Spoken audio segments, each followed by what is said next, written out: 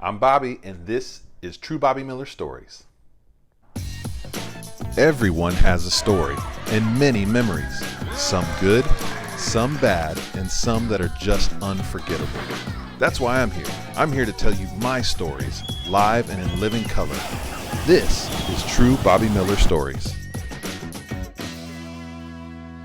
Hey everybody, what's going on? Bobby here. Hey, I am here today to tell you a very special story. I'm here to tell you the second greatest love story of all time. I know what you're thinking. Well, Bobby, what's the number one greatest love story of all time? John 3:16. So the second greatest love story is that of myself and my wife. And so my wife and I, we just celebrated our 10-year anniversary last week, and I am going to tell you the story on how she and I got engaged over, 11 years ago, I believe?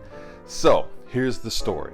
When my wife and I first met, we believed in a couple things. We believed that love takes work. It's not like a fairy tale that you read or see on Disney. It might be for some people, but for most folks, it takes a lot of work. And so we lived with this mantra throughout our time of dating that we kind of denounced any type of like romantic fantasies and all this stuff. Don't get me wrong, we had a great time, but we made sure that we knew that we were going to work with and for each other in order to make this thing work. So I knew I wanted to propose to her probably within 3 or 4 months of us dating. But I didn't decide to propose to her until 9 months after we started dating. Now, I had to come up with a really clever idea on how I was going to propose to her. I went back to this mantra that we always had, that we don't live a fairy tale. There's no book written about our story. And I was like, that's it. A book written about our story. It's like a story that doesn't end. It's a never-ending story. And so I actually thought about the movie, The Never-Ending Story. You guys remember The Never-Ending Story back in the 80s, where this boy is reading this fantasy story. He realizes as he's reading the story, it's actually happening in real time, and it's about him. And it's really cool, and I totally stole that idea. And so what I decided to do is create a book, and I published it. And this is how it worked. I wrote the book probably 3 months before I actually proposed. So I actually had to plan this out, and I was going to write it and read it in the third person. And just like The Never-Ending Story, when I'm reading it to her, it was going to line up into real time. You following me? So this is what happened. So one day, as a matter of fact, I know the exact day, it was September 20th, 2009. We were at church. It was a Sunday, and it was beautiful outside, which is great because in my book, I actually wrote it was a beautiful day outside. After church, I decided, hey, let's go take a walk at Green Lake here in Seattle and have like a little picnic. So follow along with me. In my book, it writes, Bobby took Lisa to Green Lake and they had a picnic. So you following me so far? Okay, good. So basically, we went to Green Lake. We sat down, we had a picnic, and I said to her, I said, hey, someone told me about this book that helps couples in relationships, a really cool love story, and I'd like to read it to you if you're cool with that. And she was like, okay. So I pulled out this book, which is called A Match Made in Washington, and I started reading it to her. And in this book, which I ended up publishing, which is not published anymore, so don't even go and try and look for it, I told our dating story. And it has pictures in there and everything. And just like The Never-Ending Story, as it gets towards the end, it becomes more real time.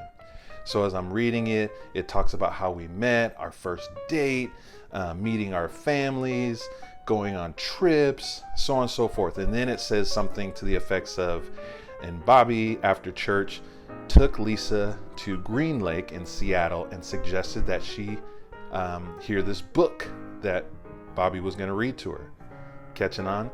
So I started reading our story. And then it says, towards the end, I'll read a little bit to you. It says, as he continued to read the story, he was coming towards the end of the book. By this time, Lisa knew what was going on. Finally, Bobby looked up from the book that he was reading. He looked into Lisa's eyes so deeply, with all the passion and love for her, and said, And then I actually looked up and I said these words right here. And it says, most stories end with, and they lived happily ever after.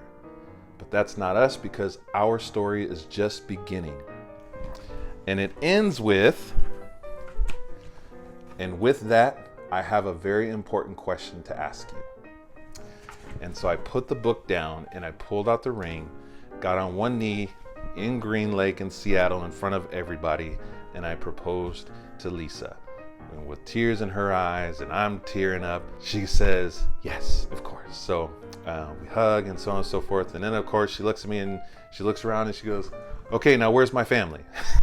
So that was the one kind of mistake, that I didn't have her family with us. But that was our love story. And the cool thing about this is that I have this forever. And she and I have this forever. So when I get old and hopefully don't lose my memory, but just in case I do, I have this to look on at any time I want. And I can continue with this book, and I can continue writing chapters, and I can continue writing stories about our love story, which happens to be the second greatest love story of all time. I'm the luckiest dude in the world. I am not perfect, neither is she, but we are perfectly meant for each other. And so that, my friends, is today's True Bobby Miller Stories. See you next time.